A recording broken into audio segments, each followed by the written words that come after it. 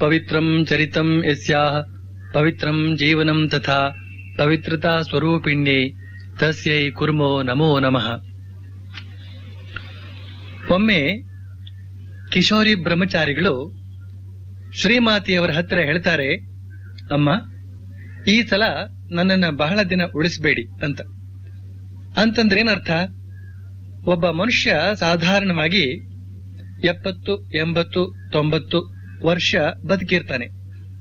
ಆದ್ರೆ ಇಲ್ಲಿ ಕಿಶೋರಿ ಬ್ರಹ್ಮಚಾರಿಗಳು ಹೇಳ್ತಾರೆ, ಅಮ್ಮ, ಈ ಸಲ ನನ್ನನ್ನ ಬಹಳ ದಿನ ಉಳಿಸಬೇಡಿ ಅಂತಂದ್ರೆ ಸಾಧ್ಯವಾದಷ್ಟು ಬೇಗ ಈ ಶರೀರ ತ್ಯಾಗ ಮಾಡುವಂತಾಗ್ಲಿ ಅಂತ ಕೇಳಿಕೊಳ್ತಾ ಇದ್ದಾರೆ ಬ್ರಹ್ಮಚಾರಿಗಳು. ಒಳ್ಳೆ ವಿಚಿತ್ರ ಬಯಕೆ. ಇದಕ್ಕೆ ಈಗ ಶ್ರೀಮಾತೆಯವರು ಏನ್ ಹೇಳ್ಬೇಕಾಗಿತ್ತು? ನೋಡಪ್ಪ, ಹಾಗೆಲ್ಲ ಹೇಳ್ಬಾರದು, ನಾನು ನಿನ್ನ ತಾಯಲ್ವೇ, ನೀನು ಹಾಗೆಲ್ಲ ಹೇಳಿದ್ರೆ ನನಗೆ ದುಃಖವಾಗೋದಿಲ್ವೇ? ನೀನು ಪೂರ್ಣಾಯಸ್ಸು ಬದುಕಿ ಬಾಳಿ ಸುಖವಾಗಿರು ಅಂತ ಹೀಗೆ ಹೇಳಬೇಕಾಗಿತ್ತು ಅಲ್ವೇ? ಆದ್ರೆ ಶ್ರೀಮಾತೆಯವರ ಉತ್ತರ ನೋಡಿ, ಹೇಳ್ತಾರೆ, ನಿನಗಿಲ್ಲಿ ಉಳಿಯೋದಕ್ಕೆ ಆಸೆ ಇಲ್ಲದಿದ್ರೆ ನನ್ನ ಜೊತೆಗೆ ಬಂದ್ಬಿಡು. ಮತ್ತೆ ಕಾಲ ಬಂದಾಗ ಎಲ್ರೂ ಒಂದಲ್ಲ ಒಂದು ದಿನ ಹೋಗಿ ಹೋಗ್ತಾರೆ ಅಂತ. ನಿಜಕ್ಕೂ ವಿಚಿತ್ರವಾಗಿಲ್ವೇ ಈ ಉತ್ತರ? ಬ್ರಹ್ಮಚಾರಿಗಳು ಆ ಪ್ರಶ್ನೆ ಕೇಳಿದಾಗ ಬಹುಶಃ ಅವರ ವಯಸ್ಸು ಸುಮಾರು 18-20 ಇದ್ದಿರಬಹುದು. ಈ ಪ್ರಶ್ನೆ ಕೇಳಿದ ಇಸವಿ 1910. ಅಂದ್ರೆ ಶ್ರೀಮಾತೆಯವರು ಇಹಲೋಕ ಬಿಡೋದಕ್ಕೆ ಇನ್ನು ಕೇವಲ 10 ವರ್ಷಗಳು ಬಾಕಿ. ಅವರ ಮಾತಿನ ಪ್ರಕಾರ ಆ ಬ್ರಹ್ಮಚಾರಿಗಳು ಅವರ ಜೊತೆಗೆ ಇಹಲೋಕ ಯಾತ್ರೆ ಮುಗಿಸೋದಕ್ಕೆ ಹೊರಟ್ರೆ ಆಗ ಬ್ರಹ್ಮಚಾರಿಗಳ ವಯಸ್ಸು ಕೇವಲ 30 ಆಗಿರುತ್ತೆ. ಇಷ್ಟು ಸಣ್ಣ ವಯಸ್ಸಿನಲ್ಲೇ ಶರೀರ ತ್ಯಾಗ ಮಾಡಿ ತಮ್ಮ ಜೊತೆಯಲ್ಲಿ ಬರೋ ಹಾಗಿದ್ರೆ ಬರ್ಲಿ ಅಂತ ಹೇಳ್ತಾ ಇದ್ದಾರೆ ಶ್ರೀಮಾತೆಯವರು. ಇಲ್ಲಿ ಶ್ರೀಮಾತೆಯವರು ಮರಣ ಅಂತನ್ನೋದನ್ನ ಎಷ್ಟು ಲೀಲೆಯಾಗಿ ಭಾವಿಸಿದ್ದಾರೆ ನೋಡಿ. ಹೆಣ್ಣು ಮಗಳು ತನ್ನ ಗಂಡನ ಮನೆಯಿಂದ ತವರ ಮನೆಗೆ ಹೋಗೋ ವಿಷಯದಲ್ಲಿ ಯಾವ ಸಹಜ ಉತ್ಸಾಹವನ್ನ ತೋರ್ತಾಳೋ ಅಷ್ಟೇ ಸಹಜವಾಗಿ ಈ ಮರಣದ ವಿಷಯದಲ್ಲೂ ತೋರ್ತಾ ಇದ್ದಾರೆ ಶ್ರೀಮಾತೆಯವರು. ಅಲ್ಲದೆ ಜೊತೆಗೆ ಇನ್ನೊಂದು ವಾಕ್ಯವನ್ನು ಹೇಳ್ತಾರಲ್ಲ, ಕಾಲ ಬಂದಾಗ ಎಲ್ರೂ ಒಂದಲ್ಲ ಒಂದು ದಿನ ಹೋಗೇ ಹೋಗ್ತಾರೆ ಅಂತ. ಇದೊಂದು ಸತ್ಯಾಂಶ. ಈ ಸತ್ಯಾಂಶದ ಆಧಾರದ ಮೇಲೆ ಶ್ರೀಮಾತೆಯವರು ಬ್ರಹ್ಮಚಾರಿಗಳಿಗೆ ಹೇಳ್ತಾರೆ, ಹೇಗಿದ್ರೂ ಒಂದಲ್ಲ ಒಂದು ದಿನ ಎಲ್ರೂ ಇಲ್ಲಿಂದ ಹೊರಡ್ಲೇಬೇಕು, ಇಷ್ಟವಿಲ್ಲದಿದ್ರೂ ಹೊರಡ್ಲೇಬೇಕು. ವಿಷಯ ಹೀಗಿರುವಾಗ ನಿನಗೆ ಇಲ್ಲಿ ಈ ಲೋಕದಲ್ಲಿ ಇರೋದಕ್ಕೆ ಇಚ್ಛೆ ಇಲ್ಲದಿದ್ರೆ ನನ್ನ ಜೊತೆಯಲ್ಲಿ ಬಂದ್ಬಿಡು ಮತ್ತೆ ಅಂತ ಹೇಳ್ತಾರೆ ಶ್ರೀಮಾತೆಯವರು. ತವರ ಮನೆಗೆ ಹೊರಟ ತಾಯಿಗೆ ತನ್ನ ಮಗನನ್ನು ಜೊತೆಗೆ ಕರೆದುಕೊಂಡು ಹೋಗೋದಕ್ಕೆ ತುಂಬಾ ಇಷ್ಟ. ಹಾಗೇನೇನೆ ಇಲ್ಲಿ ಶ್ರೀಮಾತೆಯವರು ಕಿಶೋರಿ ಬ್ರಹ್ಮಚಾರಿಗಳನ್ನ ಜೊತೆಯಲ್ಲೇ ಪರಲೋಕಕ್ಕೆ ಕರೆದುಕೊಂಡು ಹೋಗೋದಕ್ಕೆ ಸಂತೋಷದಿಂದ ಒಪ್ಪಿಕೊಳ್ತಾ ಇದ್ದಾರೆ. ಆಗ ಬ್ರಹ್ಮಚಾರಿಗಳು ಹೇಳ್ತಾರೆ, ಈ ಸಲ ನಾನು ನಿಮ್ ಜೊತೆಗೆ ಬಂದ್ಬಿಡ್ತೇನೆ, ಕರೆದುಕೊಂಡು ಹೋಗಿ.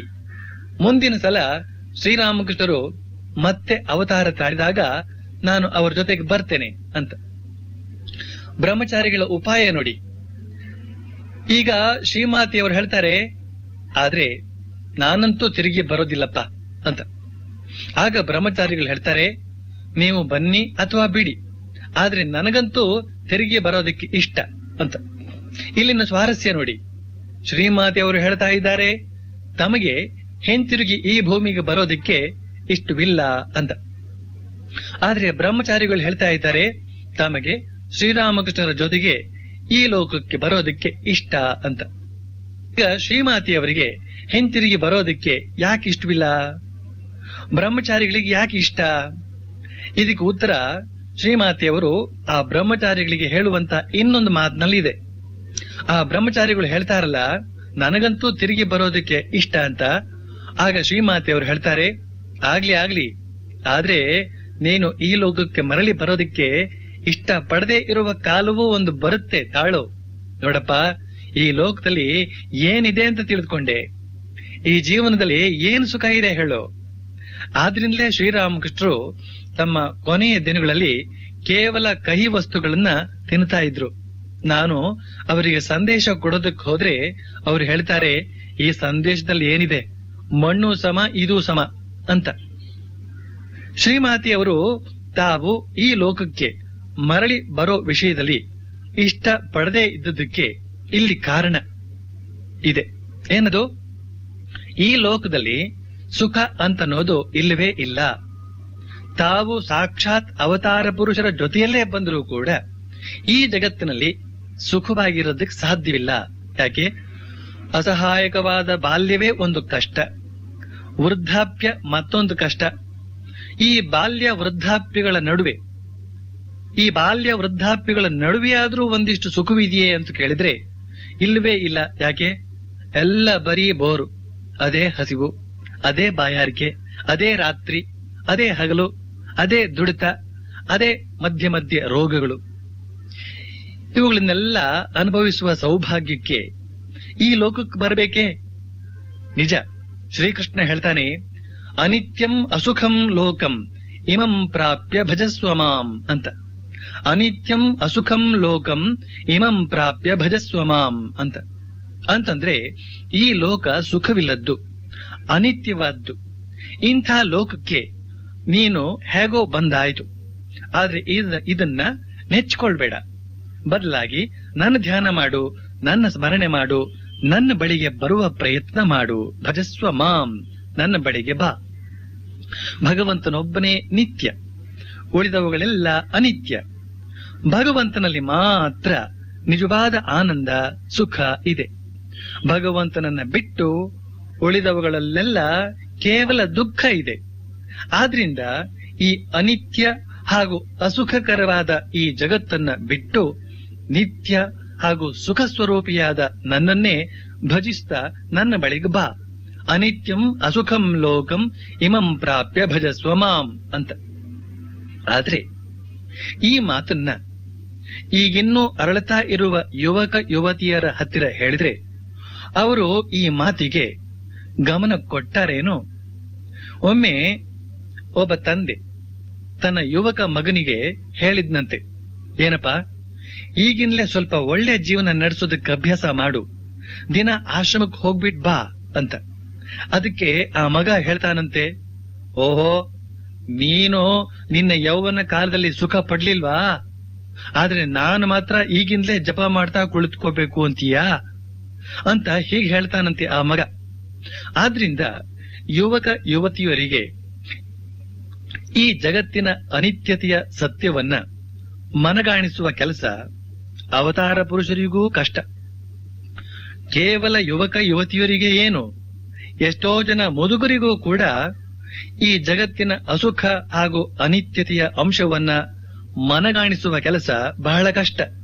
ಯಾಕೆ ಅಂದ್ರೆ ಅವರ ದೇಹಕ್ಕೆ ವೃದ್ಧಾಪ್ಯ ಬಂದಿರುತ್ತದೆಯೇ ಹೊರತು ಅವರ ಆಸೆಗಳಿಗಲ್ಲ.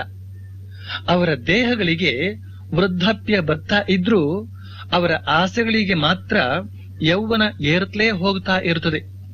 ಶ್ರೀಮಾತೆಯವರು ಇನ್ನೊಂದು ಮಾತು ಹೇಳ್ತಾರೆ, ಮನುಷ್ಯರಲ್ಲಿ ಈ ಆಸೆ ಅಂತ ಅನ್ನೋದೊಂದು ಇರೋವರೆಗೆ ಅವರೆಲ್ಲ ಒಂದು ಜನ್ಮವಾಗುತ್ತಲೇ ಇನ್ನೊಂದು ಜನ್ಮವನ್ನ ಎತ್ತಲೇಬೇಕಾಗುತ್ತದೆ.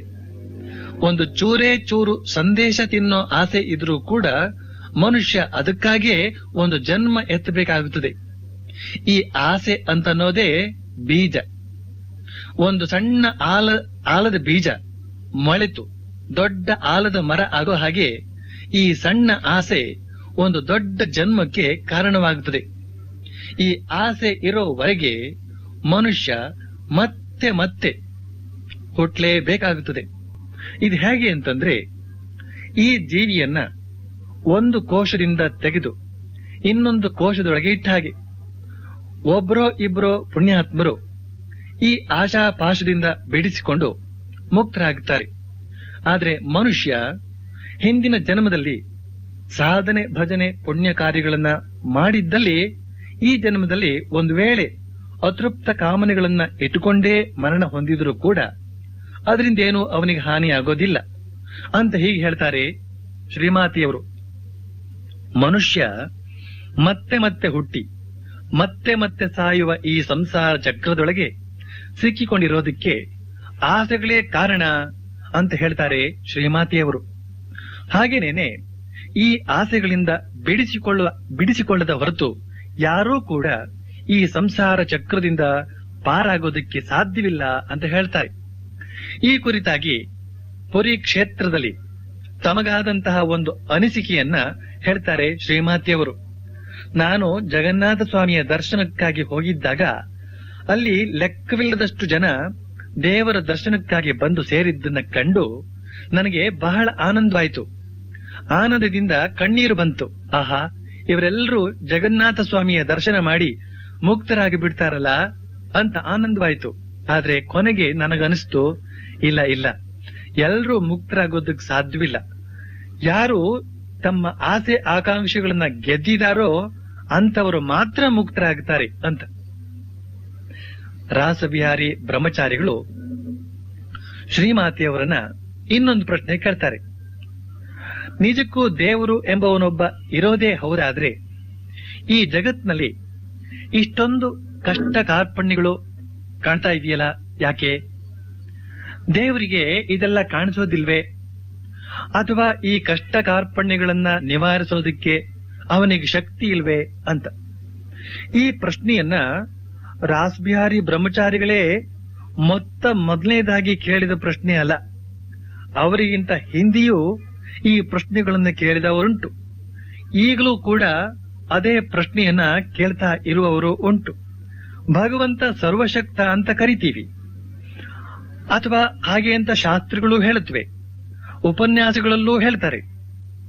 ಆದ್ರೆ ಅನ್ಯಾಯವಾಗಿ ಜನ ಕಷ್ಟಪಡ್ತಾ ಇದ್ದಾರಲ್ಲ.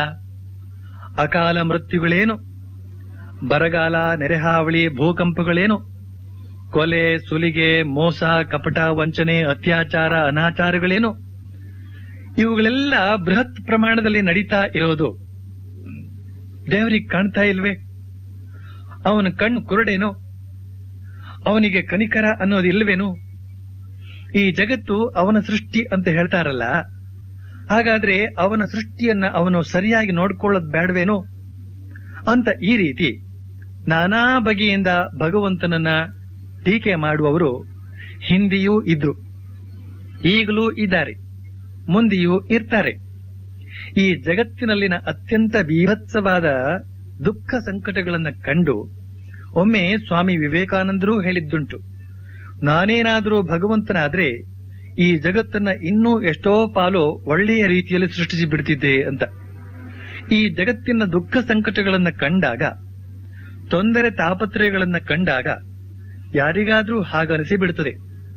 ಆದ್ರಿಂದಲೇ ಆ ಬ್ರಹ್ಮಚಾರಿಗಳು ಹೇಳ್ತಾರೆ, ನಿಜಕ್ಕೂ ದೇವರು ಎಂಬವನೊಬ್ಬ ಇರೋದೇ ಹೌದಾದ್ರೆ ಈ ಜಗತ್ತಿನಲ್ಲಿ ಇಷ್ಟೊಂದು ಕಷ್ಟ ಕಾರ್ಪಣ್ಯಗಳು ಕಾಣ್ತಾ ಇದೆಯಲ್ಲ, ಯಾಕೆ? ದೇವರಿಗೆ ಇದೆಲ್ಲ ಕಾಣಿಸೋದಿಲ್ವೇ?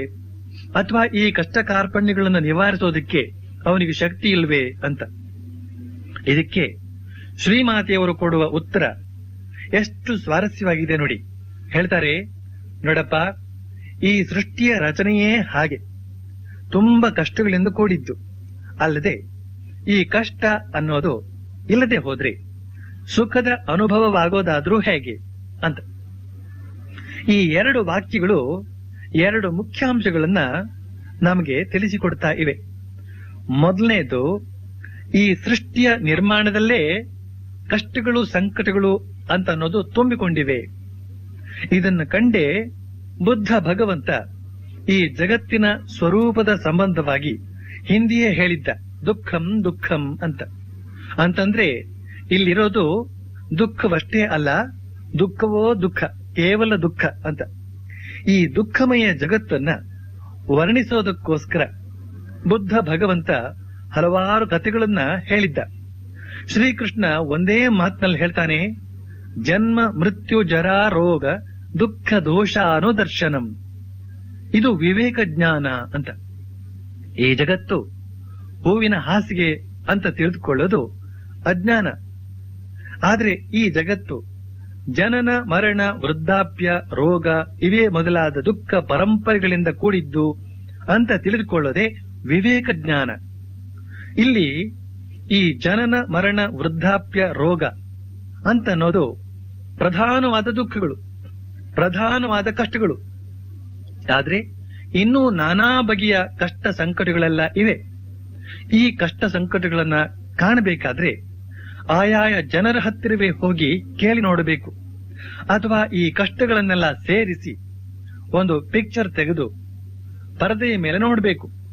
ಆಗ ನಮಗ್ ಗೊತ್ತಾಗುತ್ತದೆ ಶ್ರೀಮಾತೆಯವರು ಹೇಳಿದ ಹಾಗೆ ಈ ಸೃಷ್ಟಿಯ ರಚನೆ ಅಂತ ಅನ್ನೋದು ತುಂಬಾ ಕಷ್ಟಗಳಿಂದ ಕೂಡಿದ್ದು ಅಂತ. ಈಗ ಶ್ರೀಮಾತೆಯವರು ಹೇಳಿದಂತಹ ಎರಡನೇ ಮುಖ್ಯಾಂಶ ಏನು ಅಂತಂದ್ರೆ, ಈ ಕಷ್ಟ ಅನ್ನೋದು ಇಲ್ಲದೆ ಹೋದ್ರೆ ಸುಖದ ಅನುಭವ ಆಗೋದಾದ್ರೂ ಹೇಗೆ ಅಂತಂದ್ರೆ, ಈ ಕಷ್ಟ ಅನ್ನೋದು ಇಲ್ಲದೆ ಹೋದ್ರೆ ಸುಖ ಅಂತ ಅನ್ನೋದು ಸುಖ ಅಂತೂ ಗೊತ್ತಾಗೋದಾದ್ರೂ ಹೇಗೆ ಅಂತ. ನಿಜಕ್ಕೂ ನಮಗೆ ಈ ಜಗತ್ತಿನಲ್ಲಿ ಉಂಟಾಗತಕ್ಕ ಎಲ್ಲ ಸುಖ ಸಂತೋಷಗಳನ್ನ ನೋಡಿದ್ರೆ ಇವೆಲ್ಲ ತಾರತಮ್ಯ ಜ್ಞಾನದಿಂದ ಉಂಟಾಗತಕ್ಕವುಗಳು. ಒಂದರ ಜೊತೆಗೆ ಇನ್ನೊಂದನ್ನು ಹೋಲಿಸಿ ನೋಡಿದಾಗ ಅದು ಕಷ್ಟ, ಇದು ಸುಖ ಅಂತಲೋ, ಅದಕ್ಕಿಂತ ಇದೇ ಸುಖ ಅಂತಲೋ ಅನಿಸ್ತದೆ. ಯಾವಾಗ್ಲೂ ಹಗಲೇ ಇದ್ರೆ ನಮಗೆ ಬೆಳಕಿನ ಸುಖ ಗೊತ್ತಾಗೋದಿಲ್ಲ. ಕಾಳ ರಾತ್ರಿ ಕವಿದು ನೋಡ್ಬೇಕು, ಆ ಕಾಳ ರಾತ್ರಿಯಲ್ಲಿ ತಡಕಾಡಬೇಕು, ಆಮೇಲೆ ಕತ್ಲು ಹರಿದು ಬೆಳಕಾಗಬೇಕು. ಆ ಬೆಳಗು ತುಂಬಾ ಸುಖ. ಕೊರೆಯುವ ಚಳಿಯಲ್ಲಿ ಉಲ್ಲನ್ ಸ್ವೆಟ್ಟರ್ ತುಂಬಾ ಸುಖ ಕೊಡುತ್ತದೆ. ಆದ್ರೆ ಉರಿಯುವ ಸೆಖೆಯಲ್ಲಿ ಅದೇ ಉಲ್ಲನ್ ಸ್ವೆಟ್ಟರು ತುಂಬಾ ಕಷ್ಟ ಕೊಡುತ್ತದೆ. ಯಾವಾಗ್ಲೂ ಆರೋಗ್ಯದಿಂದಲೇ ಇದ್ದು ಬಿಟ್ರೆ ನಿಮಗೆ ಈ ಆರೋಗ್ಯದ ಮಹಿಮೆ ಗೊತ್ತಾಗೋದಿಲ್ಲ. ಆರೋಗ್ಯವೇ ಭಾಗ್ಯ ಅಂತ ಅನ್ನೋದು ಗೊತ್ತಾಗೋದಿಲ್ಲ. ಈ ಆರೋಗ್ಯದ ಮಹಿಮೆ ನಿಮ್ಮ ಅರಿವಿಗೆ ಬರಬೇಕಾದ್ರೆ ಒಂದಿಷ್ಟು ಅನಾರೋಗ್ಯದ ಅರಿವು ಆಗಬೇಕು. ಉದಾಹರಣೆಗೆ, ಯಾವಾಗಲೂ ಸರಿಯಾಗಿಯೇ ಸಲೀಸಾಗಿ ಉಸಿರಾಡಿಕೊಂಡಿರುವವರಿಗೆ ಈ ಉಸಿರಾಟ ಅಂತ ಅನ್ನೋದು ಸುಖಕರವಾದ್ದು ಅಂತ ತಿಳಿದಿರೋದಿಲ್ಲ. ಆದ್ರೆ ಅವರಿಗೆ 1-2 ವರ್ಷಗಳ ಮಟ್ಟಿಗೆ ಆಸ್ತಮಾ ಬಂದ್ರೆ ಆಗ ಈ ಉಸಿರಾಟದ ಸುಖ ಏನು ಅಂತ ಅನ್ನೋದು ಗೊತ್ತಾಗುತ್ತದೆ. ನಾನು ಕೂಡ 1-2 ವರ್ಷ ಈ ಆಸ್ತಮಾದಿಂದ ಬಹಳ ಕಷ್ಟಪಟ್ಟೆ. ಅದೆಷ್ಟು ಕಷ್ಟಪಟ್ಟೆ ಅಂತ ಅನ್ನೋದನ್ನ ಮಾತಿನ ಮೂಲಕ ತಿಳಿಯ ಹೇಳೋದು ಸಾಧ್ಯವಿಲ್ಲ. ಮೇಲಿನ ಉಸಿರು ಮೇಲೆ, ಕೆಳಗಿನ ಉಸಿರು ಕೆಳಗೆ, ಹೀಗಾಗಿ ಹೋಗ್ಬಿಟ್ಟಿತ್ತು. ಯಾರ್ಯಾರು ಏನೇನು ಔಷಧ ಕೊಟ್ರು ಅದು ಹತೋಟಿಗೆ ಬರ್ತಾ ಇರಲಿಲ್ಲ. ಹೋಗ್ಲಿ, ಉಸಿರಾಟ ನಿಂತೇ ಹೋಗ್ಲಿ ಅಂದ್ಕೊಂಡ್ರೆ ಹಾಗೂ ಆಗ್ತಾ ಇಲ್ಲ. ಏನ್ ಮಾಡ್ಲಿ? ಆಗ ನನ್ನ ಮನಸ್ಸಿನಲ್ಲಿ ಒಂದು ಭಾವನೆ ಬಂದಿತ್ತು. ಏನು ಅಂತಂದ್ರೆ, ಈ ಆಸ್ತಮಾವನ್ನ ಯಾರಾದ್ರೂ ವಾಸಿ ಮಾಡಿ ಕೊಟ್ರೆ, ಅದೇನಾದ್ರೂ ವಾಸಿ ಆದ್ರೆ ನನ್ನ ಮುಂದಿನ ಜೀವನದ ಸುಖಮಯ ಆದರ್ಶ ಉದ್ದೇಶ ಏನು ಅಂತಂದ್ರೆ ಆನಂದದಿಂದ ಉಸಿರಾಡ್ಕೊಂಡಿರೋದು ಅಂತ. ಸಲೀಸಾಗಿ ಉಸಿರಾಡ್ಕೊಂಡಿರೋದೇ ಜೀವನದ ಉದ್ದೇಶ ಅಂತನ್ನೋ ಕಲ್ಪನೆ ಬಂದ್ಬಿಟ್ಟಿತ್ತು ನನಗೆ. ಈಗ ನಾನು ಚೆನ್ನಾಗಿ ಉಸಿರಾಡ್ತಾ ಇದ್ದೇನೆ. ಈಗ ನನಗೆ ಈ ಉಸಿರಾಟದ ಸುಖ ಅಂದ್ರೇನು ಅಂತ ಚೆನ್ನಾಗಿ ಗೊತ್ತಾಗಿದೆ. ಆದ್ರೆ ಆ ಆಸ್ತಮಾದ ಕಷ್ಟ ಬಾರದೆ ಹೋಗಿದ್ರೆ ಈ ಉಸಿರಾಟವೂ ಕೂಡ ಒಂದು ಸುಖದ ವಿಷಯ ಅಂತ ತಿಳಿತಾ ಇದ್ನೋ ಇಲ್ವೋ ಹೇಳೋದು ಕಷ್ಟ. ಆದ್ರಿಂದ ಶ್ರೀಮಾತೆಯವರು ಹೇಳ್ತಾರೆ, ಈ ಕಷ್ಟ ಅನ್ನೋದು ಇಲ್ಲದೆ ಹೋದ್ರೆ ಸುಖ ಅನ್ನೋದು ಸುಖ ಅಂತ ಗೊತ್ತಾಗೋದಾದ್ರೂ ಹೇಗೆ ಅಂತ. ನಿಜಕ್ಕೂ ಈ ಮಾತಿನಲ್ಲಿ ಇನ್ನೊಂದು ಧ್ವನಿ ಕೂಡ ಇದೆ. ಏನದು ಅಂತ ಕೇಳಿದ್ರೆ, ಮನುಷ್ಯ ಈ ಪ್ರಪಂಚದ ಸುಖವನ್ನ ಅನುಭವಿಸೋದಕ್ಕೋಸ್ಕರ ಕಷ್ಟಪಟ್ಟು ಪಟ್ಟು ಪಟ್ಟು ಆ ಸುಖ ಸಿಗದೆ ಸಿಗದೆ ಸಿಗದೆ ಕೊನೆಗೆ ಅವನಿಗೆ ಜ್ಞಾನೋದಯ ಆಗುತ್ತದೆ. ಈ ಪ್ರಪಂಚದ ಸುಖ ಸುಖವೇ ಅಲ್ಲ, ನಿಜವಾದ ಸುಖ ಇರೋದು ಪರಮಾತ್ಮನಲ್ಲಿ ಮಾತ್ರ ಅಂತ. ಛಾಂದೋಗ್ಯ ಉಪನಿಷತ್ತು ಹೇಳುವ ಹಾಗೆ, ನಾಲ್ಪೇ ಸುಖಮಸ್ತಿ ಭೂಮವು ಸುಖಮಸ್ತಿ ಅಂತಂದ್ರೆ ಅಲ್ಪವಾದ ಪ್ರಾಪಂಚಿಕ ವಿಷಯಗಳಲ್ಲಿ ಸುಖ ಇಲ್ಲ, ಭೂಮವಾದ ಅನಂತವಾದ ಭಗವಂತನಲ್ಲಿ ಮಾತ್ರ ಸುಖ ಇದೆ, ನಿತ್ಯಾನಂದ ಇದೆ ಅಂತ. ಹೀಗೆ ಜ್ಞಾನೋದಯವಾಗುತ್ತದೆ ಮನುಷ್ಯನಿಗೆ. ಇಲ್ಲಿಂದ ಅವನ ಆಧ್ಯಾತ್ಮಿಕ ಹೋರಾಟ ಪ್ರಾರಂಭವಾಗುತ್ತದೆ. ಶ್ರೀಮಾತೆಯವರು ಈ ಕಷ್ಟ ಅನ್ನೋದು ಇಲ್ಲದೆ ಹೋದ್ರೆ ಸುಖ ಅನ್ನೋದು ಸುಖ ಅಂತ ಗೊತ್ತಾಗುವುದಾದ್ರೂ ಹೇಗೆ ಅಂತ ಹೇಳ್ತಾ ಇನ್ನೊಂದು ಮಾತು ಹೇಳ್ತಾರೆ. ಅಲ್ಲದೆ ಎಲ್ರೂ ಏಕಕಾಲದಲ್ಲಿ ಸಮಾನವಾಗಿ ಸುಖವಾಗಿರೋದಕ್ಕೆ ಹೇಗೆ ಸಾಧ್ಯ ಅಂತ ಹೀಗೆ ಹೇಳ್ತಾ ಇದನ್ನು ವಿವರಿಸೋದಕ್ಕೆ ಶ್ರೀಮಾತೆಯವರು ಒಂದು ಕತೆ ಹೇಳ್ತಾರೆ.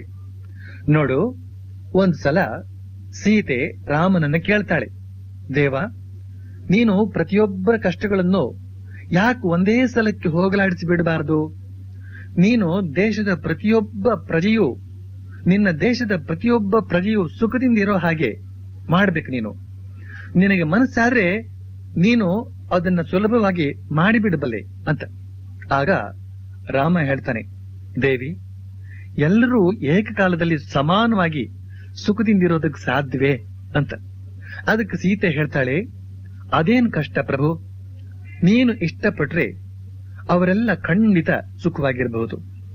ನಿನ್ನ ಖಜಾನೆಯಲ್ಲಿ ಇರೋದನ್ನ ಹಂಚಿಕೊಟ್ಟು ಅವರ ಅವಶ್ಯಕತೆಗಳನ್ನೆಲ್ಲ ಪೂರೈಸಿ ಸುಖವಾಗಿರುವಂತೆ ಮಾಡಬಹುದಲ್ಲ. ಇದು ನನ್ನ ಸೂಚನೆ, ಇನ್ನು ನಿನ್ನ ಇಷ್ಟ ಅಂತ. ಆಗ ರಾಮ ಲಕ್ಷ್ಮಣನನ್ನ ಕರೆದು ಹೇಳ್ತಾನೆ, ಲಕ್ಷ್ಮಣ, ಪ್ರಜೆಗಳಿಗೆಲ್ಲ ಸಾರಿ ಹೇಳು, ಅವರಿಗೆಲ್ಲ ಏನೇನು ಬೇಕೋ ಅದನ್ನ ನಮ್ಮ ಖಜಾನೆಯಿಂದಲೇ ಪಡೆದುಕೊಳ್ಳಬಹುದು ಅಂತ. ಲಕ್ಷ್ಮಣ ಈ ವಿಷಯವನ್ನ ಪ್ರಜೆಗಳಿಗೆ ತಿಳಿಸಿದ. ಪ್ರಜೆಗಳೆಲ್ಲ ಓಡೋಡಿ ಬಂದು ತಮಗೇನ್ ಬೇಕು, ಎಷ್ಟು ಬೇಕು ಅಂತ ಅನ್ನೋದನ್ನ ಹೇಳಿಕೊಂಡ್ರು. ಖಜಾನೆಯ ಬಾಗಿಲು ಸದಾ ತೆರೆದೇ ಇತ್ತು. ಎಲ್ಲರೂ ಬೇಕೆಂಬಷ್ಟನ್ನ ಪಡೆದುಕೊಂಡ್ರು. ಈಗ ಎಲ್ಲರೂ ಅತ್ಯಂತ ಸುಖವಾಗಿ ನೆಮ್ಮದಿಯಿಂದ ಜೀವಿಸ್ತಾ ಇದ್ದಾರೆ. ಸೀತೆಯ ಮಾತು ನಿಜವಾಯಿತು. ಎಲ್ಲರೂ ನೆಮ್ಮದಿಯಿಂದ ಸುಖದಿಂದ ಜೀವಿಸೋ ಹಾಗಾಯ್ತು. ಆದ್ರೆ ಈ ಹೊತ್ತಿಗೆ ಅರಮನೆಯ ಮಾಡು ಬಿರುಕು ಬಿಟ್ಟಿದೆ. ಆದ್ರಿಂದ ಮಳೆ ನೀರು ಸೋರ್ತಾ ಇದೆ. ಬಿರುಕು ಮುಚ್ಚಿ ರಿಪೇರಿ ಮಾಡೋದಕ್ಕೆ ಗಾರೆಯವರಿಗೆ ಹೇಳಿ ಕಳಿಸಲಾಯಿತು. ಆದ್ರೆ ಗಾರೆಯವರೂ ಬರಲಿಲ್ಲ, ಕೂಲಿಯವರೂ ಕಾಣ್ತಾ ಇಲ್ಲ. ಈ ವೇಳೆಗೆ ಪ್ರಜೆಗಳ ಮನೆಗಳಲ್ಲೂ ಬಿರುಕು ಬಿಟ್ಟಿದೆ. ಕೆಲವರ ಗೋಡೆಗಳಲ್ಲಿ ಬಿರುಕು ಬಿಟ್ಟಿದ್ರೆ ಇನ್ನು ಕೆಲವರ ಗೋಡೆಗಳು ಬಿದ್ದೇ ಹೋಗುವ ಹಾಗಾಗಿದೆ. ಪ್ರಜೆಗಳೆಲ್ಲ ರಾಜ ರಾಮನ ಬಳಿಗೆ ಬಂದು ತಮ್ಮ ಕಷ್ಟಗಳನ್ನ ಹೇಳಿಕೊಳ್ತಾರೆ.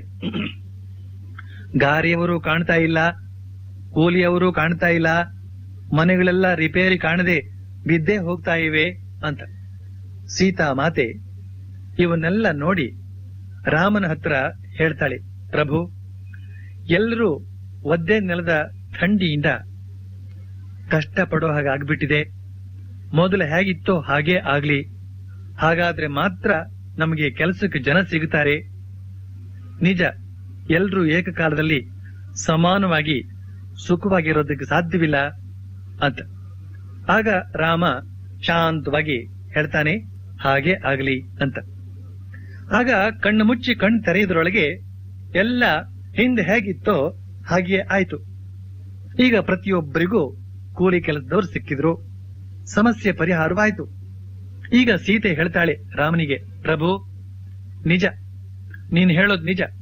ಈ ಸೃಷ್ಟಿ, ಈ ಜೀವನ ಎಲ್ಲ ನಿನ್ನ ಲೀಲೆ ಅಂತ. ಹೀಗೆ ಶ್ರೀಮಾತೆಯವರು ಈ ಸ್ವಾರಸ್ಯಕರವಾದ ಕಥೆಯನ್ನ ಹೇಳ್ತಾ ಈ ಲೋಕದ ಜೀವನ ಕ್ರಮವನ್ನ ತಿಳಿಯ ಹೇಳ್ತಾ ಇದ್ದಾರೆ. ಬಳಿಕ ಇನ್ನೊಂದು ಮಾತನ್ನ ಹೇಳ್ತಾರೆ, ನೋಡಪ್ಪ, ಯಾರೂ ಕೂಡ ಈ ಜಗತ್ತಿನಲ್ಲಿ ಎಂದೆಂದಿಗೂ ದುಃಖಿಗಳಾಗಿಯೇ ಇರೋದಿಲ್ಲ. ಅಲ್ಲದೆ ಅವರು ತಮ್ಮ ಪ್ರತಿಯೊಂದು ಜನ್ಮದಲ್ಲೂ ದುಃಖಿಗಳಾಗಿಯೇ ಇರೋದಿಲ್ಲ. ಯಾರು ಹೇಗೆ ಬಿತ್ತುತ್ತಾರೋ ಹಾಗೆ ಬೆಳೀತಾರೆ. ಇದೆಲ್ಲ ಕರ್ಮಫಲ, ಕ್ರಿಯೆ ಪ್ರತಿಕ್ರಿಯೆ ಅಂತ. ಆಗ ಬ್ರಹ್ಮಚಾರಿಗಳು ಕೇಳ್ತಾರೆ, ಹಾಗಾದ್ರೆ ಎಲ್ಲವೂ ಅವರವರ ಕರ್ಮಗಳ ಫಲವೇನೋ ಹಾಗಾದ್ರೆ ಅಂತ. ಅದಕ್ಕೆ ಶ್ರೀಮಾತೆಯವರು ಹೇಳ್ತಾರೆ, ಕರ್ಮವಲ್ಲದಿದ್ರೆ ಮತ್ತಿನ್ನೇನು ಅಂತ. ಇಲ್ಲಿ ಶ್ರೀಮಾತೆಯವರು ಕರ್ಮದ ರಹಸ್ಯವನ್ನ, ಕರ್ಮದ ಗತಿಯನ್ನ ಒತ್ತಿ ಹೇಳ್ತಾರೆ. ಬಿತ್ತಿದಂತೆ ಬೆಳೆ, ಮಾಡಿದ್ದುಣ್ಣೋ ಮಹಾರಾಯ ಅನ್ನೋ ಮಾತಿಗೆ ಇಲ್ಲಿ ಪುಷ್ಟಿ. ಇಲ್ಲಿ ಶ್ರೀಮಾತೆಯವರು ಹೇಳ್ತಾರಲ್ಲ, ಯಾರೂ ಕೂಡ ಈ ಜಗತ್ತಿನಲ್ಲಿ ಎಂದೆಂದಿಗೂ ದುಃಖಿಗಳಾಗಿ ಇರೋದಿಲ್ಲ. ಅಲ್ಲದೆ ಅವರು ತಮ್ಮ ಪ್ರತಿಯೊಂದು ಜನ್ಮದಲ್ಲೂ ದುಃಖಿಗಳಾಗಿ ಇರೋದಿಲ್ಲ ಅಂತ. ಈ ಮಾತು ತುಂಬಾ ಆಶಾದಾಯಕವಾದ ಮಾತು. ಪ್ರತಿಯೊಬ್ಬರ ದುಃಖಗಳು ಕೂಡ ಪರಿಹಾರಗೊಳ್ಳತಕ್ಕಂತಹ ದಿನಗಳು ಬರುತ್ತವೆ.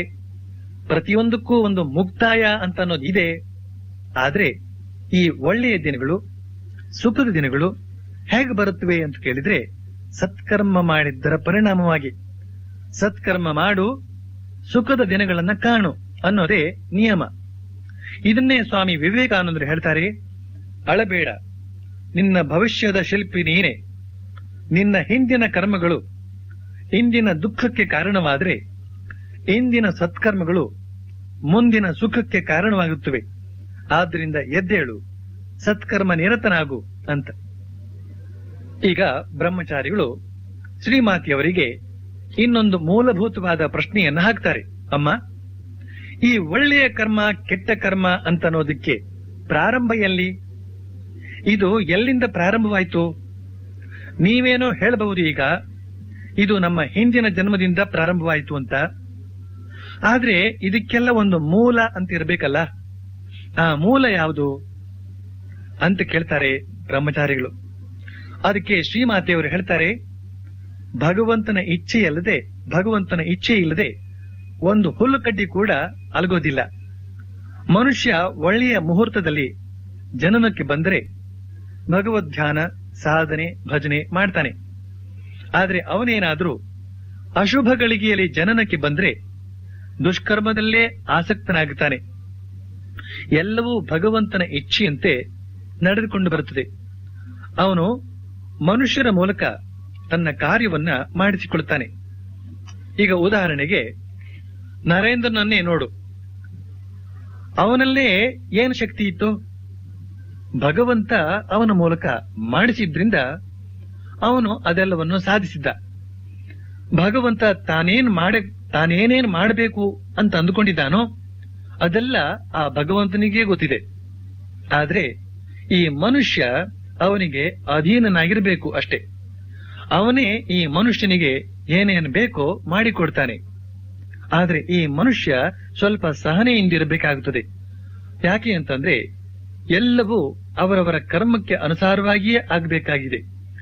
ಒಂದು ಕರ್ಮ ಇನ್ನೊಂದು ಕರ್ಮದ ಪರಿಣಾಮವನ್ನ ಹೊಡೆದು ಹಾಕಿಬಿಡುತ್ತದೆ ಅಂತ. ಆಗ ಬ್ರಹ್ಮಚಾರಿಗಳು ಕೇಳ್ತಾರೆ, ಹಾಗಾದ್ರೆ ಕರ್ಮದ ಪರಿಣಾಮ ಕರ್ಮದ ಮೂಲಕ ಪರಿಹಾರವಾಗುತ್ತದೆಯೇ ಅಂತ. ಅದಕ್ಕೆ ಶ್ರೀಮಾತೆಯವರು ಹೇಳ್ತಾರೆ, ಯಾಕಿಲ್ಲ. ನೀನೊಂದು ಒಳ್ಳೆಯ ಕರ್ಮ ಮಾಡಿದ್ರೆ ಅದು ನಿನ್ನ ದುಷ್ಕರ್ಮದ ಪರಿಣಾಮವನ್ನ ಹೋಗಲಾಡಿಸಿ ಬಿಡುತ್ತದೆ. ಈಗ ಉದಾಹರಣೆಗೆ ಒಬ್ಬ ಮನುಷ್ಯ ಭಗವದ್ಧ್ಯಾನ, ಭಗವಂತನ ಸ್ಮರಣೆ, ಪ್ರಾರ್ಥನೆ ಮಾಡಿದೆ ಆದ್ರೆ ಅದರಿಂದ ಅವನ ದುಷ್ಕರ್ಮದ ಫಲ ನಿವಾರಣೆ ಆಗುತ್ತದೆ ಅಂತ. ಇವೆಲ್ಲ ಸ್ವಲ್ಪ ಗಹನವಾದ ವಿಚಾರಗಳು. ಶ್ರೀಮಾತೆಯವರು ಈ ಗಹನ ಕರ್ಮ ರಹಸ್ಯವನ್ನ ಸರಳವಾಗಿ ಹೇಳಿದರೂ ಕೂಡ ಈ ವಿಷಯದಲ್ಲಿ ಮತ್ತೆ ಮತ್ತೆ ಪ್ರಶ್ನೆ ಪರಿಪ್ರಶ್ನೆಗಳು ಎಳ್ತಾ ಹೋಗುತ್ತವೆ. ಶ್ರೀಕೃಷ್ಣ ಹೇಳ್ತಾನೆ, ಕಿಂ ಕರ್ಮ ಕಿಂ ಅಕರ್ಮ ಇತಿ ಕವಯೋಪ್ಯತ್ರ ಮೋಹಿತಾಃ ತತ್ತೇ ಕರ್ಮ ಪ್ರವಕ್ಷ್ಯಾಮಿ ಯಜ್ಞಾತ್ವಾ ಮೋಕ್ಷಸೆ ಅಶುಭಾತ್ ಅಂತಂದ್ರೆ ಕರ್ಮ ಅಂತಂದ್ರೆ ಯಾವುದು, ಅಕರ್ಮ ಅಂತಂದ್ರೆ ಯಾವುದು ಅಂತನ್ನೋ ಈ ವಿಷಯದಲ್ಲಿ ಎಂತೆಂಥ ಮೇಧಾವಿಗಳು, ವಿದ್ವಾಂಸರು ಅನಿಸಿಕೊಂಡವರು ಕೂಡ ದಿಗ್ಭ್ರಾಂತರಾಗಿದ್ದಾರೆ ಅಂತ ಹೇಳ್ತಾನೆ ಕೃಷ್ಣ. ಅಂತೂ ಇಲ್ಲಿ ಶ್ರೀಮಾತೆಯವರು ಕರ್ಮದ ಕುರಿತಾಗಿ ಹೇಳಿದಷ್ಟು ಮಾತುಗಳಲ್ಲಿ ವಿಶ್ವಾಸವಿಟ್ರೆ ಬೇಕಾದಷ್ಟಾಯಿತು.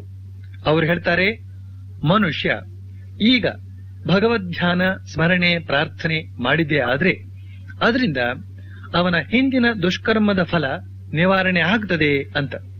ಇದಕ್ಕೆ ನಾನು 2 ಉದಾಹರಣೆ ಕೊಡೋದಾದ್ರೆ, ಒಂದು, ಅರ್ಜುನ ಕಾಂಡವ ವನವನ್ನ ಅಗ್ನಿಗೆ ಆಹುತಿ ಕೊಟ್ಟಾಗ ಅದರಲ್ಲಿದ್ದ ಸರ್ಪಗಳೆಲ್ಲ ನಾಶವಾಗಿ ಒಂದು ಸರ್ಪ ಮಾತ್ರ ಉಳಿದುಕೊಂಡಿತು.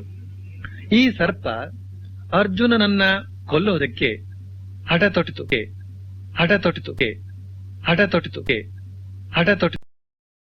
ಅರ್ಜುನ ಮಾಡಿದ ಆ ಕರ್ಮದ ಪರಿಣಾಮವಾಗಿ ಅವನು ಈಗ ಈ ಸರ್ಪದ ಪ್ರತಿಕ್ರಿಯೆಗೆ ಗುರಿಯಾಗಬೇಕಾಗಿದೆ.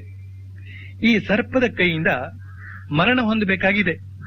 ಆದ್ರೆ ಅರ್ಜುನ ಶ್ರೀಕೃಷ್ಣನಿಗೆ ಶರಣಾದವನು. ಶ್ರೀಕೃಷ್ಣ ಅವನ ಭಕ್ತಿ ಸ್ನೇಹವನ್ನ ಸ್ವೀಕರಿಸಿದವನು. ಆದ್ರಿಂದ ಮುಂದೆ ಮಹಾಭಾರತ ಯುದ್ಧದ ಕಾಲದಲ್ಲಿ ಕರ್ಣ ಬಿಟ್ಟ ಸರ್ಪಾಸ್ತ್ರ ಅರ್ಜುನನ ಕೊರಳನ್ನ ಕತ್ತರಿಸೋದಕ್ಕೆ ರಭಸದಿಂದ ಬಂದಾಗ ಶ್ರೀಕೃಷ್ಣ ತನ್ನ ದೈವಿ ಶಕ್ತಿಯಿಂದ ಅರ್ಜುನನನ್ನ ರಕ್ಷಿಸಿ ಬಿಡ್ತಾನೆ. ಈ ಸ್ವಾರಸ್ಯಕರವಾದ ಘಟನೆ ನಿಮಗೆಲ್ಲ ಗೊತ್ತಿದೆ. ಇಲ್ಲಿ ಅರ್ಜುನ ಭಗವಂತನಲ್ಲಿ ಶರಣಾದ ಪರಿಣಾಮವಾಗಿ ಅವನ ಕರ್ಮದ ದುಷ್ಫಲ ನಿಷ್ಫಲವಾದದ್ದನ್ನು ಕಾಣಬಹುದು.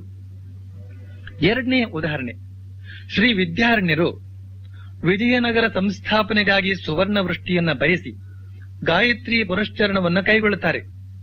ಆದರೆ ಪುರಶ್ಚರಣ ಪೂರ್ತಿಯಾದಾಗ ಸುವರ್ಣ ವೃಷ್ಟಿಯಾಗುವುದರ ಬದಲಿಗೆ ಅಶರೀರವಾಣಿ ಆಯಿತು. ಏನು ಅಂತಂದ್ರೆ, ಈಗ ಮಾಡಿದ ಪುರಶ್ಚರಣದಿಂದ ಅವರು ತಮ್ಮ ಹಿಂದಿನ ಜನ್ಮದಲ್ಲಿ 7 ಜನ ಬ್ರಾಹ್ಮಣರನ್ನ ಕೊಂದ ಬ್ರಹ್ಮಹತ್ಯಾ ದೋಷ ಪರಿಹಾರವಾಯಿತು. ಇನ್ನು ಪುನಃ ಗಾಯತ್ರಿ ಪುರಶ್ಚರಣವನ್ನ ಕೈಗೊಂಡ್ರೆ ಕಾರ್ಯಸಿದ್ಧಿ ಆಗ್ತದೆ ಅಂತ. ಈ ಅಶರೀರವಾಣಿಯ ಪ್ರಕಾರ ವಿದ್ಯಾರಣ್ಯರ ಹಿಂದಿನ ಜನ್ಮದ ಪಾಪಕರ್ಮದ ಫಲ ನಿವಾರಣೆ ಆಯಿತು. ಆದ್ರೆ ಹೇಗೆ ನಿವಾರಣೆ ಆಯಿತು? ಈಗ ಗಾಯತ್ರಿ ಪುರಶ್ಚರಣ ಅಂತನೋ ಸತ್ಕರ್ಮ ಮಾಡಿದ್ರಿಂದ ಹಿಂದಿನ ದುಷ್ಕರ್ಮ ನಿವಾರಣೆ ಆಯಿತು. ಈಗ ಅವರೇನಾದ್ರೂ ಈ ಪುರಶ್ಚರಣವೆಂಬ ಸತ್ಕರ್ಮ ಮಾಡದೆ ಹೋಗಿದ್ರೆ ಹಿಂದಿನ ಪಾಪಕರ್ಮದ ಕೈ ಫಲಗಳನ್ನ ಅನುಭವಿಸಲೇಬೇಕಾಗಿತ್ತು. ಆದ್ರಿಂದ ಶ್ರೀಮಾತೆಯವರು ಹೇಳಿದ ಹಾಗೆ ಭಗವತ್ ಪ್ರಾರ್ಥನೆ, ಭಗವನ್ ನಾಮ ಜಪ ಈ ಮೂಲಕ ಹಿಂದಿನ ದುಷ್ಕರ್ಮಗಳು ದುಷ್ಫಲವನ್ನ ಹಿಂದಿನ ದುಷ್ಕರ್ಮಗಳ ದುಷ್ಫಲವನ್ನ ಹೋಗಲಾಡಿಸಿಕೊಳ್ಬಹುದು ಅಂತ. ಶ್ರೀಮಾತೆಯವರು ಆ ಬ್ರಹ್ಮಚಾರಿಗಳಿಗೆ ಹೇಳ್ತಾರೆ, ದೇವರಿಗಾಗಿ ಎಷ್ಟು ಜನ ತ್ಯಾಗ ಮಾಡಬಲ್ಲರು? ಯಾರು ಭಗವಂತನಲ್ಲಿ ಶರಣಾಗಿದ್ದಾನೋ ಅಂತವನ ಜೀವನ ಗತಿಯನ್ನೇ ಬದಲಾಯಿಸಿ ಬಿಡ್ತಾನೆ ಭಗವಂತ ಅಂತ. ಜೀವನ ಗತಿಯನ್ನೇ ಬದಲಾಯಿಸಿ ಬಿಡ್ತಾನೆ ಭಗವಂತ ಅಂತಂದ್ರೆ ಏನರ್ಥ?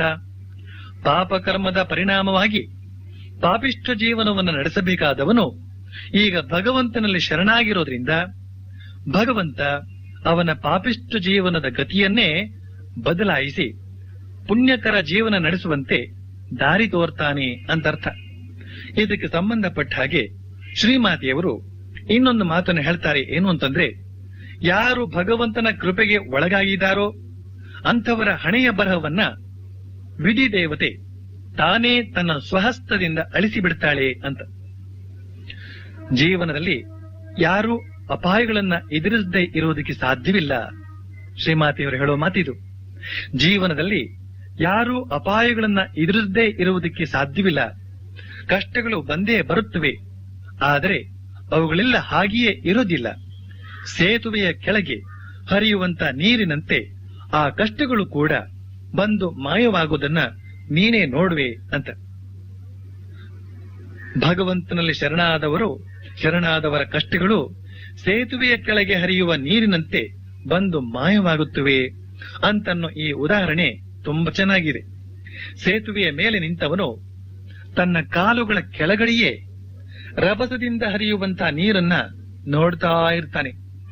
ಆದ್ರೆ ಆ ನೀರು ಮಾತ್ರ ಇವನ ಪಾದಗಳನ್ನು ತೋಯಿಸದೆ ಹಾಗೆಯೇ ಹರಿದುಕೊಂಡು ಹೋಗಿಯೇ ಬಿಡುತ್ತದೆ. ಹಾಗೆಯೇ ಭಗವಂತನಲ್ಲಿ ಶರಣಾಗತನಾಗಿ ಭಗವಂತನ ರಕ್ಷಣೆಯನ್ನ ಪಡೆದವನು ಜೀವನದಲ್ಲಿ ಸಹಜವಾಗಿ ಬರುವಂತಹ ಕಷ್ಟಗಳ ನಡುವೆಯೇ ಇದ್ದರೂ ಕೂಡ ಆ ಕಷ್ಟಗಳು ಇವನನ್ನು ಕಿಂಚಿತ್ತೂ ಘಾಸಿಗೊಳಿಸದೆ ಹಾಗೆಯೇ ಮಾಯವಾಗಿ ಬಿಡುತ್ತವೆ ಅಂತನ್ನೋ ಈ ಮಾತು ತುಂಬಾ ಆಶಾದಾಯಕವಾಗಿದೆ. ಈ ಪ್ರಾರಬ್ಧ ಕರ್ಮ ಅಂತನ್ನೋದು ಬಹಳ ಪ್ರಬಲವಾದ್ದು. ಅದನ್ನ ತಪ್ಪಿಸೋದಕ್ಕೆ ಯಾರಿಂದಲೂ ಸಾಧ್ಯವಿಲ್ಲ. ಅದು ಬಿಟ್ಟ ಬಾಣದ ಹಾಗೆ. ಬಿಲ್ಲಿಗೆ ಹೆದೆ ಏರಿಸಿ ಎಳೆದು ಬಿಟ್ಟ ಬಾಣ ಬಿಲ್ಲಿನಿಂದ ಚಿಮ್ಮಿ ಮುಂದೆ ಹೋದ ಮೇಲೆ ಅದು ಗುರಿ ಮುಟ್ಟುವ ತನಕ ನಿಲ್ಲೋದೇ ಇಲ್ಲ. ಮತ್ತು ಅದರ ಮೇಲೆ ನಮ್ಮ ಹತೋಟಿಯೂ ಇರೋದಿಲ್ಲ. ಹಾಗೇನೇನೆ ನಮ್ಮ ಪ್ರಾರಬ್ಧ ಕರ್ಮ ಅಂತನ್ನೋದು. ಇದರ ಕುರಿತಾಗಿ ಶ್ರೀಮಾತೆಯವರು ಹೇಳ್ತಾರೆ, ಪ್ರಾರಬ್ಧ ಕರ್ಮವನ್ನ ಅನುಭವಿಸಲೇಬೇಕು. ಯಾರು ಅದರಿಂದ ಪಾರಾಗುವಂತಿಲ್ಲ. ಆದ್ರೆ ಭಗವನ್ನಾಮ ಜಪದಿಂದ ಅದರ ತೀಕ್ಷ್ಣತೆ ಕಡಿಮೆ ಆಗ್ತದೆ. ಇದು ಹೇಗೆ ಅಂತಂದ್ರೆ, ಒಬ್ಬ ತನ್ನ ಕಾಲನ್ನೇ ಕಳೆದುಕೊಳ್ಳಬೇಕಾಗಿತ್ತು ಅನ್ನಿ, ಅದರ ಬದಲು ಕೇವಲ ಒಂದು ಮುಳ್ಳು ಚುಚ್ಚಿನಲ್ಲೇ ಅದು ಮುಗಿದು ಹೋಗಿ ಬಿಡ್ತದೆ ಅಂತ ಹೇಳ್ತಾರೆ ಶ್ರೀಮಾತೆಯವರು.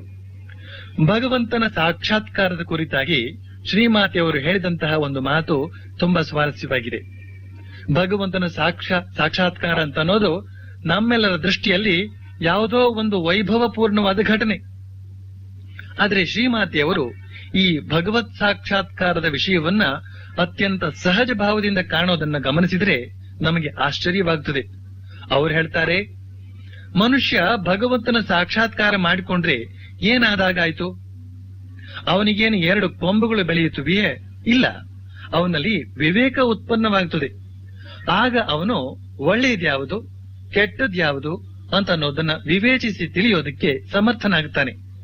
ನಿಜವಾದ ಜ್ಞಾನವನ್ನು ಹೊಂದುತ್ತಾನೆ. ಜನನ ಮರಣಗಳ ಚಕ್ರದಿಂದ ಪಾರಾಗ್ತಾನೆ ಅಂತ ಹೀಗೆ ಹೇಳ್ತಾರೆ ಶ್ರೀಮಾತೆಯವರು. ಭಗವಂತನ ಸಾಕ್ಷಾತ್ಕಾರ ಮಾಡಿಕೊಳ್ಳೋದರಿಂದ 2 ಕೊಂಬುಗಳು ಮೂಡೋದಿಲ್ಲ, ಬದಲಾಗಿ ವಿವೇಕ ಜ್ಞಾನ ಮೂಡಿ ಬರುತ್ತದೆ ಅಂತ ಹೇಳ್ತಾ ಇದ್ದಾರೆ. ಕಠೋಪನಿಷತ್ತು ಹೇಳ್ತದೆ, ಅನ್ಯಶ್ರೇಯೋ ಅನ್ಯದುತೈವ ಪ್ರೇಯ ತೇ ಉಭೇ ನಾನಾರ್ಥೇ ಪುರುಷಂ ಸಿನೀತಃ ತಯೋ ಶ್ರೇಯ ಆದದಾನಸ್ಯ ಸಾಧುರ್ಭವತಿ ಹೀಯತೆ ಅರ್ಥಾದ್ಯವು ಪ್ರೇಯೋ ವ್ರಣೀತೆ. ಅಂತಂದ್ರೆ ಶ್ರೇಯಸ್ಸು ಅಂತ ಒಂದಿದೆ, ಪ್ರೇಯಸ್ಸು ಅಂತ ಒಂದಿದೆ. ಇವೆರಡೂ ಬೇರೆ ಬೇರೆ. ಇವೆರಡರಿಂದಲೂ ನಾನಾ ಬಗೆಯ ಪ್ರಯೋಜನಗಳಿವೆ. ಆದ್ರೆ ಈ ಶ್ರೇಯಸ್ಸನ್ನ ಆರಿಸಿಕೊಂಡವನಿಗೆ ಒಳ್ಳೆಯದಾಗ್ತದೆ. ಪ್ರೇಯಸ್ಸನ್ನ ಆರಿಸಿಕೊಂಡವನು ಪುರುಷಾರ್ಥದಿಂದ, ಅಂದ್ರೆ ಧರ್ಮ ಅರ್ಥ ಕಾಮ ಮೋಕ್ಷಗಳೆಂಬ ಪುರುಷಾರ್ಥದಿಂದ ಚ್ಯುತನಾಗಿ ಬಿದ್ದು ಹೋಗಿ ಅಧೋಗತಿ ಹೊಂದುತ್ತಾನೆ. ಮತ್ತು ಶ್ರೇಯಶ್ಚ ಪ್ರೇಯಶ್ಚ ಮನುಷ್ಯಮೇತಃ ತೌ ಸಂಪರಿತ್ಯ ವಿವಿನಕ್ತಿ ಧೀರಃ ಶ್ರೇಯೋ ಹಿ ಧೀರೋಭಿಪ್ರೇಯಸೋ ವೃಣೀತೆ ಪ್ರೇಯೋ ಮಂದೋ ಯೋಗಕ್ಷೇಮಾದ್ವೃಣೀತೆ. ಅಂತಂದ್ರೆ ಒಳ್ಳೆಯದನ್ನುಂಟು ಮಾಡುವ ಈ ಶ್ರೇಯಸ್ಸು ಹಾಗೂ ಮುಂದೆ ಅಧೋಗತಿಗೆ ಕೊಂಡೊಯ್ಯುವಂತಹ ಈ ಪ್ರೇಯಸ್ಸು, ಇವೆರಡೂ ಮನುಷ್ಯನ ಮುಂದೆ ಬಂದು ನಿಂತುಕೊಳ್ಳುತ್ತವೆ. ಮನುಷ್ಯನೇನಾದರೂ ವಿವೇಕ ಜ್ಞಾನ ಸಂಪನ್ನನಾದ ಧೀಮಂತ ವ್ಯಕ್ತಿಯಾದ್ರೆ ಈ ಶ್ರೇಯಸ್ಸನ್ನು ಪ್ರೇಯಸ್ಸನ್ನು ಚೆನ್ನಾಗಿ ನೋಡಿ ವಿವೇಚನೆ ಮಾಡ್ತಾನೆ. ವಿವೇಚನೆ ಮಾಡಿ ಯಾವುದು ಮಂಗಳಕರವಾದ್ದು, ಯಾವುದು ನಿತ್ಯಾನಂದಕರವಾದ್ದು ಅಂತನ್ನೋದನ್ನ ನೋಡಿಕೊಂಡು ಶ್ರೇಯಸ್ಸನ್ನೇ ಆರಿಸಿಕೊಂಡು ತೆಗೆದುಕೊಳ್ತಾನೆ. ಆದ್ರೆ ಮಂದ ಬುದ್ಧಿಯ ಅವಿವೇಕಿಯಾದವನು ತಾತ್ಕಾಲಿಕ ಸುಖ ಕೊಡುವಂತ ಪ್ರೇಯಸ್ಸನ್ನೇ ಆರಿಸಿಕೊಳ್ತಾನೆ. ಮಂದ ಬುದ್ಧಿಯ ಅವಿವೇಕಿಗೆ ದೂರದೃಷ್ಟಿ ಇರೋದಿಲ್ಲ. ಆದ್ದರಿಂದಲೇ ತಾನು ಆರಿಸಿಕೊಂಡಂತಹ ಈ ಪ್ರೇಯಸ್ಸು ಮುಂದೆ ತನ್ನನ್ನ ಮುಳುಗಿಸಿ ಬಿಡುವಂತಹದ್ದು ಅಂತನ್ನೋದನ್ನ ಈಗಲೇ ಕಾಣೋದಕ್ಕೆ ಆತ ಅಸಮರ್ಥ. ಆದ್ರೆ ಈ ಪ್ರೇಯಸ್ಸು ಅಂತನ್ನೋದು ತಕ್ಷಣವೇ ಸುಖ ಕೊಡುವಂತಹ ಮುಖವಾಡ ಹಾಕಿಕೊಂಡಿರುತ್ತದೆ. ಮಂದ ಬುದ್ಧಿಯ ಅವಿವೇಕಿ ಈ ಸೋಗಿನ ಮುಖವಾಡಕ್ಕೆ ಮರಳಾಗುತ್ತಾನೆ. ಆದ್ರಿಂದ ಅವನು ಈ ಪ್ರೇಯಸ್ಸನ್ನೇ ಆರಿಸಿಕೊಳ್ತಾನೆ.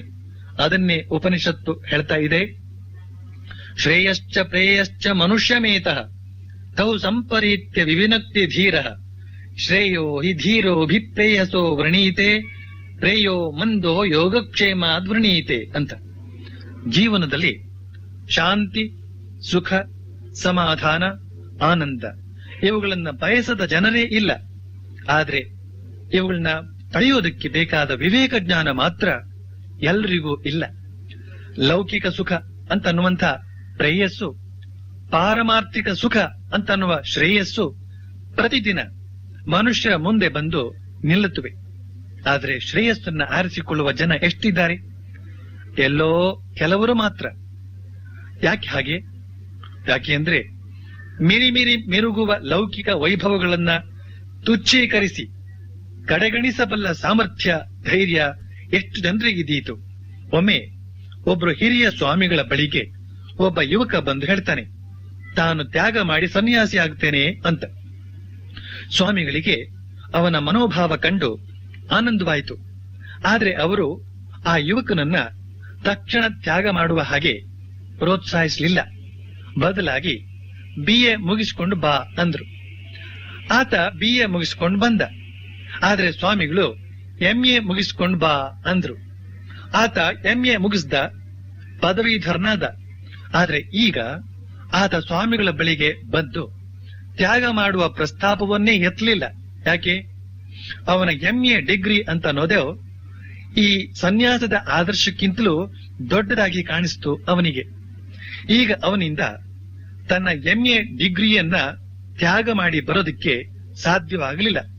ಅಷ್ಟೇ ಅಲ್ಲ, ಕೊನೆಗೆ ಯಾವುದೋ ಒಂದು ಪ್ರೇಮ ವ್ಯವಹಾರದಲ್ಲಿ ಸಿಕ್ಕಿಕೊಂಡು ಮದುವೆ ಕೂಡ ಮಾಡಿಕೊಂಡ.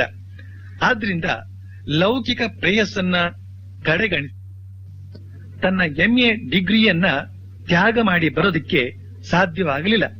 ಅಷ್ಟೇ ಅಲ್ಲ, ಕೊನೆಗೆ ಯಾವುದೋ ಒಂದು ಪ್ರೇಮ ವ್ಯವಹಾರದಲ್ಲಿ ಸಿಕ್ಕಿಕೊಂಡು ಮದುವೆ ಕೂಡ ಮಾಡಿಕೊಂಡ. ಆದ್ರಿಂದ ಲೌಕಿಕ ಪ್ರೇಯಸ್ಸನ್ನ ಕಡೆಗಣಿಸಿ ಬರುವ ಕೆಲಸ ಸುಲಭ ಅಲ್ಲ. ನಚಿಕೇತನಿಗೆ ಯಮ ಆಸೆ ತೋರಿಸ್ತಾನೆ. ನಚಿಕೇತನ ಮುಂದೆ ಆತ್ಮವಿದ್ಯೆ ಅಂತನ್ನೋ ಶ್ರೇಯಸ್ಸು ಹಾಗೂ ಲೌಕಿಕ ಸುಖ ಅಂತನ್ನುವ ಪ್ರೇಯಸ್ಸು ಈ ಎರಡು ಅವನ ಮುಂದೆ ಬಂದು ನಿಲ್ಲುತ್ತವೆ. ಸಾಕ್ಷಾತ್ ಯಮನೇ ನಚಿಕೇತನಿಗೆ ಹೇಳ್ತಾನೆ, ನೋಡು ನಚಿಕೇತ, ಶತಾಯುಷಿಗಳಾದ ಪುತ್ರ ಪೌತ್ರರನ್ನ ಕೇಳಿಕೊ, ಕೊಡ್ತೇನೆ. ಹಲವಾರು ಹಸುಗಳನ್ನ, ಆನೆ ಕುದುರೆಗಳನ್ನ ಕೇಳಿಕೊ, ಕೊಡ್ತೇನೆ. ಚಿನ್ನ ಬೇಕೆ, ವಿಶಾಲವಾದ ರಾಜ್ಯ ಬೇಕೆ, ಕೇಳಿಕೊ, ಕೊಡ್ತೇನೆ. ದೀರ್ಘಾಯಸ್ಸು ಬೇಕೆ, ಅದನ್ನೂ ಕೊಡ್ತೇನೆ.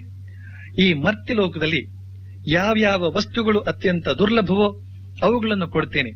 ಸ್ವರ್ಗದ ದಿವ್ಯವಾದ ರಥಗಳಿಂದ, ವಾದ್ಯ ಸಂಗೀತ ನೃತ್ಯಗಳಿಂದ ಕೂಡಿದಂತ ಅಪ್ಸರ ಸ್ತ್ರೀಯರನ್ನು ಕೊಡ್ತೇನೆ, ತೆಗೆದುಕೋ.